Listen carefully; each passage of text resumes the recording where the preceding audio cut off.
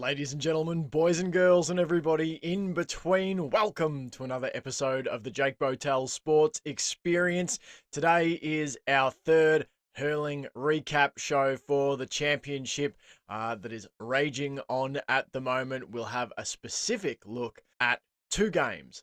One from the Leinster Hurling Championship between Galway and Kilkenny, and the second from the Munster Hurling Championship between Cork and Clare. We'll also wrap up all the results from Joe McDonagh Cup, Leinster and Munster for you right at the end. If you'd be so kind as you watch along, hit that subscribe button. It sends good vibes your way and helps me to grow the channel, so it's a win-win. Galway and Kilkenny played on Sunday, the 1st of April at 2 o'clock. Both games that we're going to be recapping today played on Sunday at 2 o'clock. Weird decision for mine in terms of broadcasting schedules to put both games on TV at the same time. A bit of a weird decision, if you ask me. Anyway, this one played at Pearse Stadium. An interesting matchup in terms of the narrative of Henry Shefflin going up against, his old mentor, Brian Cody, the former Kilkenny man, now in charge of Galway, taking on, his home team, all that sort of thing. But this game was interesting, not just from that perspective, but also from the implications of where different teams will finish in the Leinster Hurling Championship. This matchup was an intriguing one, and it seesawed back and forth.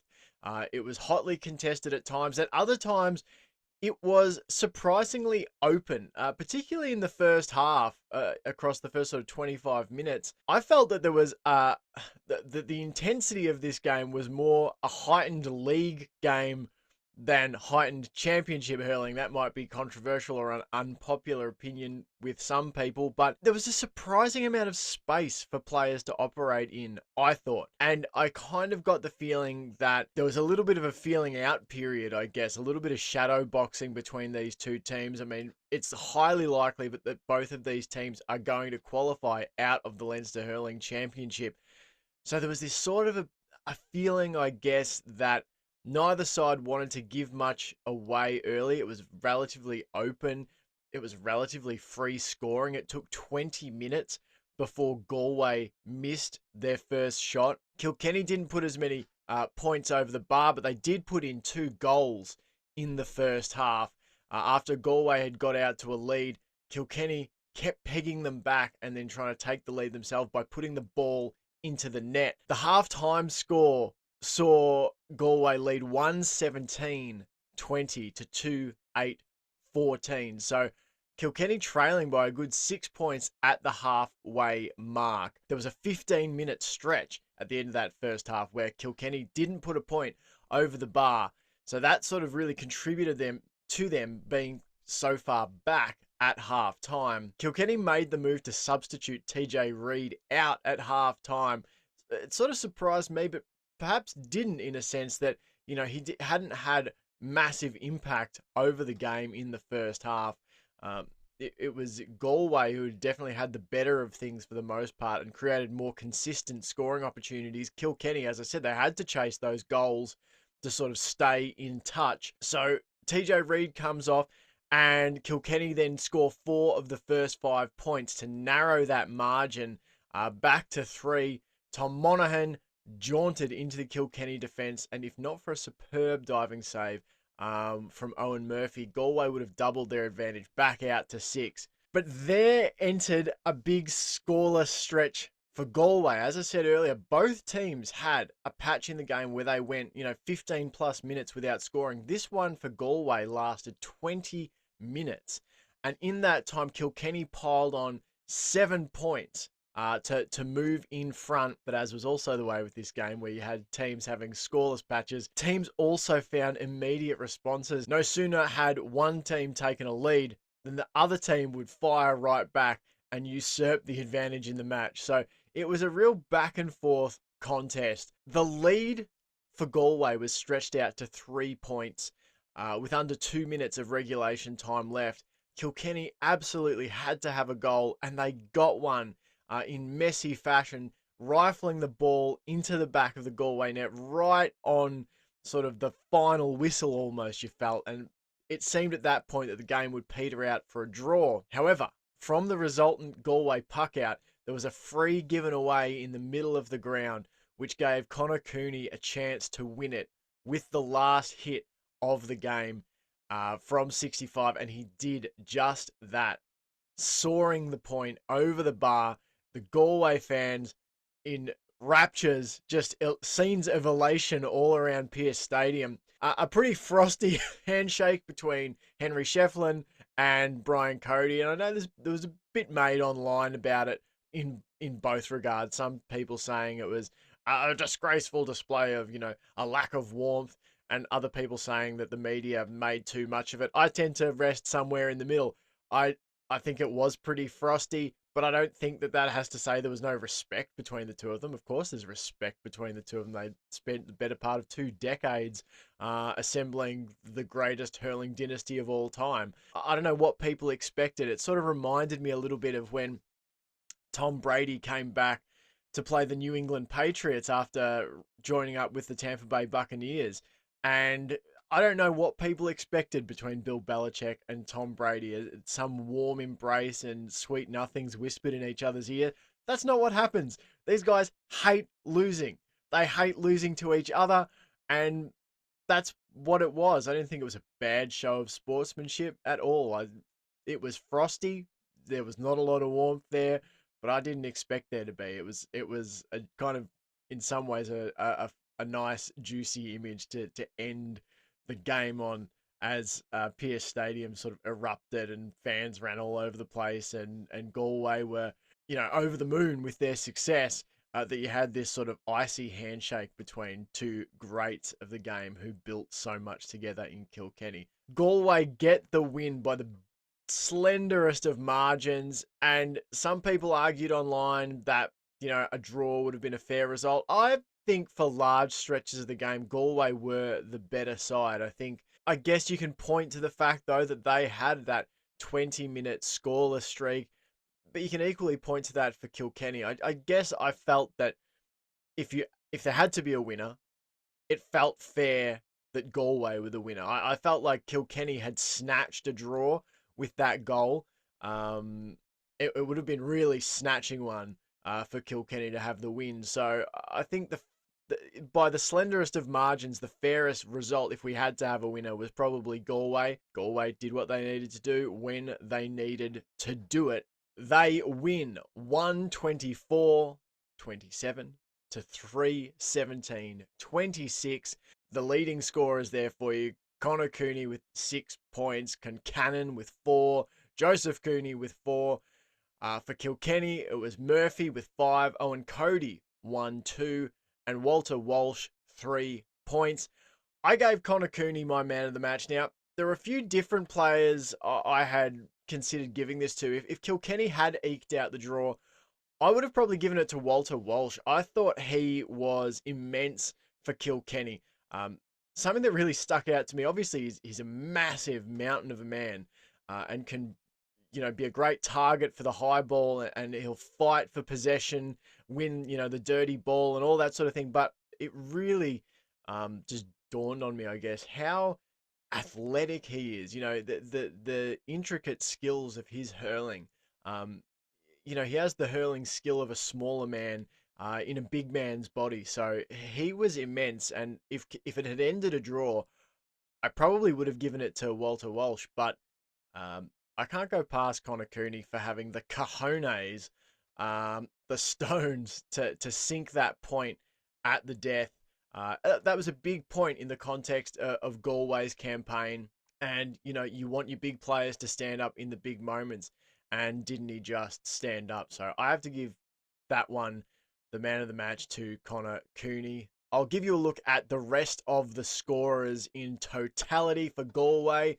As we already mentioned, Connor Cooney with 6, Concannon with 4, Joseph Cooney 4, Monaghan with 3, a goal to Cohen, Mannion with 2, Burke with 2, Mannion, Burke, and Fahey with 1 each. For Kilkenny, it was Owen Cody 1-2, Alan Murphy with 5, Walter Walsh with 3, a quiet day for TJ Reid, pulled at half time with 3 points, Ryan with a goal, Donnelly with a goal, and then a 2-point contribution from Walsh, and 1 point each to Carey and Mullen. So what's coming up next for these two sides? Well, for Galway, they travel to play beleaguered Laois, who conceded a whopping 6-21 to Wexford on the weekend. The Tribesmen must keep winning as they look to advance to the Leinster Hurling Championship match, with Dublin, Kilkenny and Wexford all still in the mix, depending on how results fall. They'll have one eye on their Week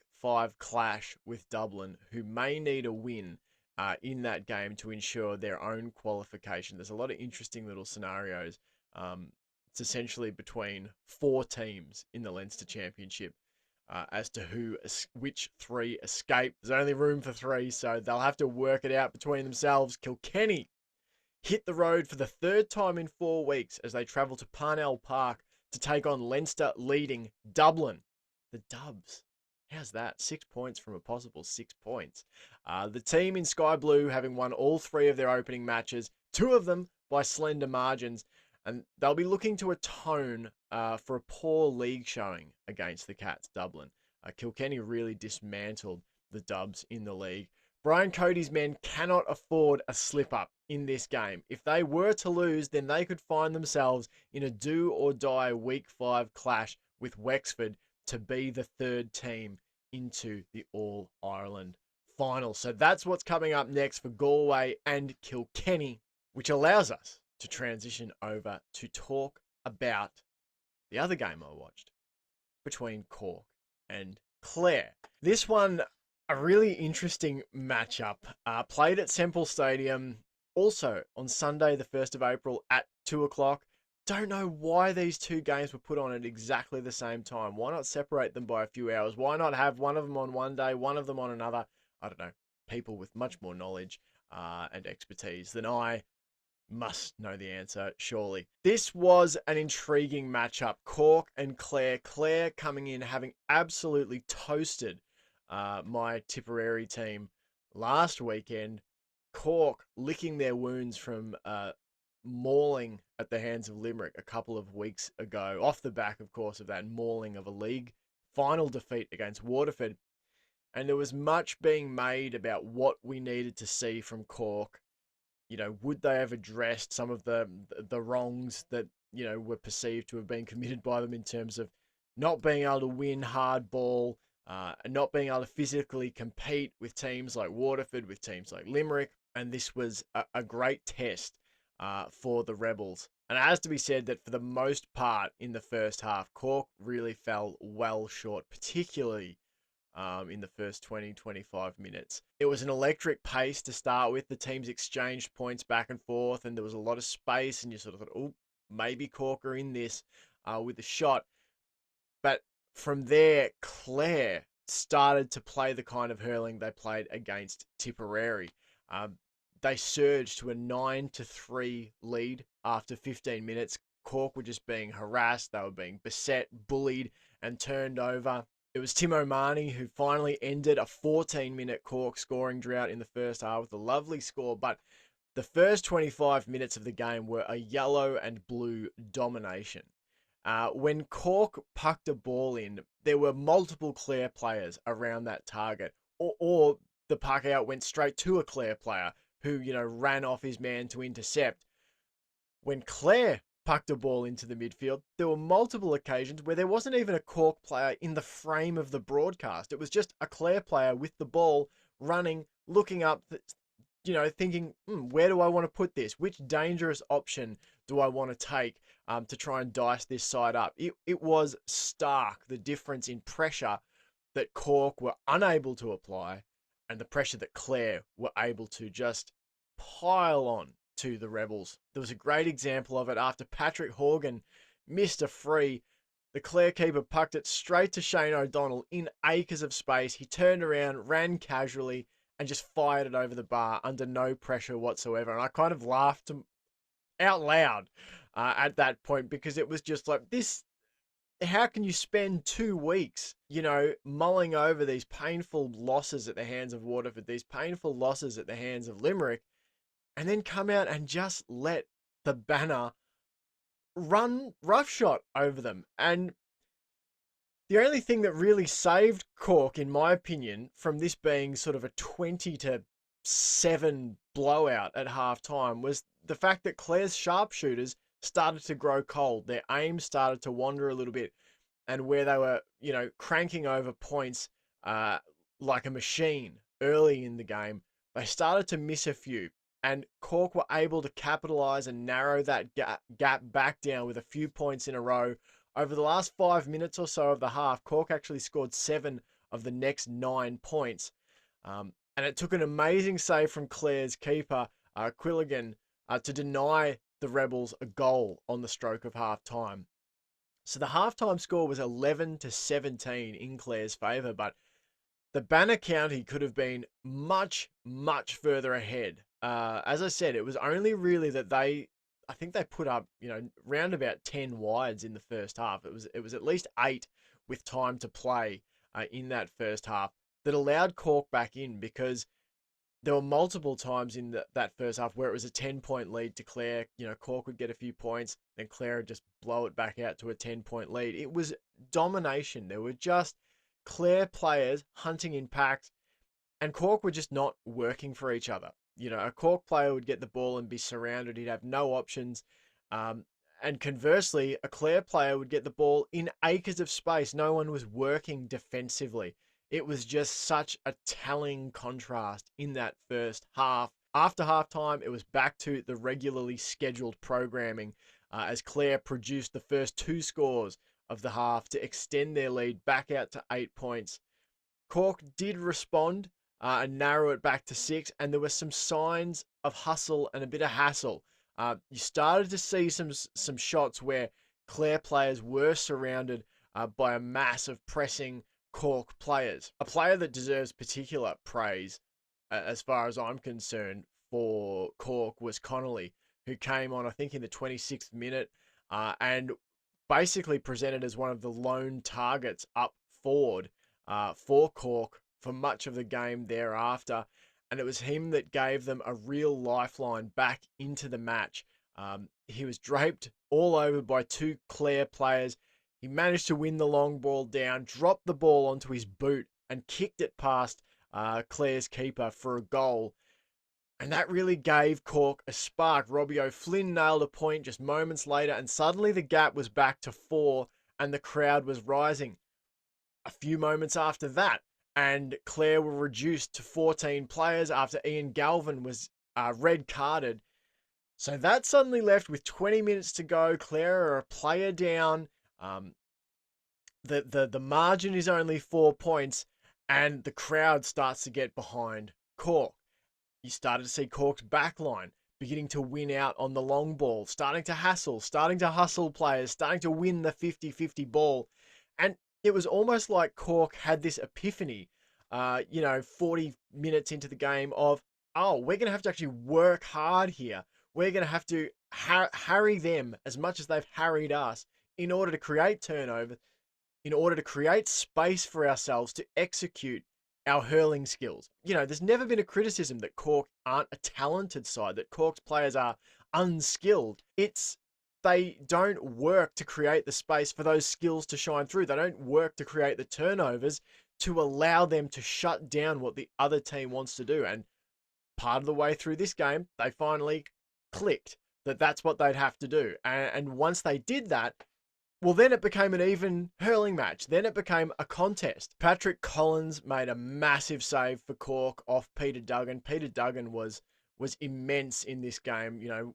I speak about Connolly being that lone big target for Cork down forward.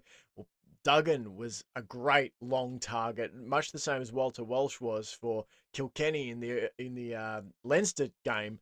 Peter Duggan was immense, and he almost put Clare 9 points up with 10 minutes to play. As it was 6 points with 10 to play. There were some heroic efforts from Clare down back as Cork looked to pierce them and score goals. There was a block from Diarmuid Ryan to deny Patrick Horgan a shot on goal. The margin kept reducing. It was down to 5 points with only a few minutes to go. It looked like it was gone, the result for Cork. They had a man sent off themselves right on the stroke of 70 minutes. Mark Keane was sent off, so the player advantage disappeared. But then Dara Fitzgibbon cracked in Cork's second goal of the afternoon in the final moments of injury time to reduce the gap to 2 points. Unbelievably, Cork had the chance to launch the ball into Clare territory late to try and snatch a victory, but deservedly so. Clare ran out the winners by 2 points, a margin that in many ways flattered Cork. Clare running out deserved winners, 28-2, a 2-point win. The major scorers there for Cork, it was Patrick Horgan with 10 points. It was Connolly, as I said, 1 goal. I thought he was really terrific for Cork after he came on. Dara Fitzgibbon, 1 goal, and Robbie O'Flynn played a heck of a game as well with 3 points. For Clare, it was Tony Kelly with 10. It was Fitzgerald with 3, Duggan with 3, and Taylor with 3. I gave my man of the match award to Peter Duggan. I just thought he worked tirelessly down forward to win ball, to give off to other players. He was a threat himself. You could have raffled it off. I thought Diarmuid Ryan had a great game. I thought Conlon had another game. I thought O'Donnell had a great game. There were, as last week against Tipperary sort of showed, there are so many players who could be that man of the match for Clare. And I think that's what's making them so strong. It's not just one individual contributor. It's not just Tony Kelly. It's that they've got multiple ways to attack you, not just in terms of the personnel, but in terms of their philosophy of attack. They can lump a long ball down, or they can work it through the middle and run through lines. Something I really noticed about Clare this week was their use of the stick pass, often in times where other teams might use the hand pass. And I just didn't know if maybe that's a tactic to try. Not that they don't hand pass it at all, but I just noticed a lot of them shortening up the hurl and using that to pass the ball 10 meters to somebody in a scenario where another team might hand pass. And I just wondered maybe if that's a tactic too, to not get done for so many throwing calls. If we have a look at all the scorers for these two teams, it's Patrick Horgan for Cork with 10 points, 1-1 to Connolly, 1 goal to Dara Fitzgibbon, O'Flynn with 3, 2 each to Harnedy and Kingston, and a point each to O'Mahony and Lahan. For Clare, it was Tony Kelly with 10, 3 each to Fitzgerald, Duggan and Taylor, 2 each for O'Donnell, Malone and Galvin, and 1 each to Ryan, McInerney and Mounsey. Where to next for Cork? Well, their chances of making it out of the Munster Hurling Championship now rest on a knife's edge, and they're likely to have other results go their way if they want to sneak into that third spot. To start with, they've got to control what they can control, and that starts with exercising some demons against Waterford in a couple of weeks down in Walsh Park. They have to find a way to produce the kind of physical willingness and combativeness that they displayed for parts of this second half against Clare for a full 70 minutes. That has to be the baseline of effort. They have to look at that second half where they played well and they harassed Clare, and that has to be a given. We, as Cork, we turn up and that's what we do from the first throw-in. So there's no leeway now for Cork. For Clare, on the other hand, well, from lying in the long grass to sitting in equal first with Limerick, behind the reigning All-Ireland champs only by point differential, the way we think about Clare has changed so much in the space of 7 days. After walloping Tipperary in Thurles, then bossing Cork for much of the contest, the Banner County are flying high. That upward momentum now faces its biggest test of the season when Clare head back home to host the reigning All-Ireland champions, Limerick, on May 15th. I think we'll know after that game whether there is a real legitimate challenger to the Green Machine in 2022. I think Clare will get a good idea of where they're at, a good chance to measure their progress against the competition's benchmark. So cannot wait for that matchup. Before we get out of here, let's wrap up all the results from this weekend's action in the Joe McDonagh Cup, the Leinster Hurling Championship, and the Munster Hurling Championship. So in the Joe McDonagh Cup, Antrim triumphed by 3 points over a spirited Carlo team. Antrim winning 222 to 122 to continue their perfect run of form. Kerry absolutely put a walloping on Meath, winning 625 to 13 points. Went down to Offaly. I tipped this result. Offaly on the road, triumphing 126 to 218. Important win for Offaly. Disappointing one for Down. That leaves the Joe McDonagh Cup table looking like this. You've got Antrim on top with 6 points. Kerry in second place with a massive 41 point differential. They're on 4 points. Offaly in third on 4 points. Then you've got Carlo and Down on 2 points each, and Meath mired in that relegation spot. It's hard to see how they're going to avoid the drop now. In the Leinster Hurling Championship, you had Walsh. They copped a beatdown, unfortunately for them, from Wexford. Wexford winning 621 to 12 points. I feel very sorry for Cheddar Plunkett's men in Walsh. They are beset by injury, but I wonder what these consistent beatings are going to do for a team like Walsh. It's a topic of conversation, I'm sure, as to the competitive nature of different counties and what is good for the development of hurling in different counties. I'm sure that will be a topic of conversation again during the off-season. Galway, as we recapped, won by a single point over Kilkenny. And Dublin keep on rolling. They win 27 to 116 against a pretty feisty Westmeath team. And that leaves Dublin at the top of the tree with a perfect 6 points from 3 games, a plus 11 point differential. So they've done it in pretty close fashion. You've got Galway in second on 5 points, Kilkenny in third on 4, Wexford in fourth on 3, and then Walsh and Westmeath battling it out to avoid that relegation spot. So just 1 point separating first and second, 1 point separating second and third, and 1 point separating third and fourth. So we're in for an exciting last couple of weeks in the Leinster Hurling Championship. Munster, we've recapped that result for you in full between Cork and Clare. So that leaves Limerick and Clare locked in a draw for first spot, but Limerick ahead on point differential. Waterford in second place with 2 points from their 2 games.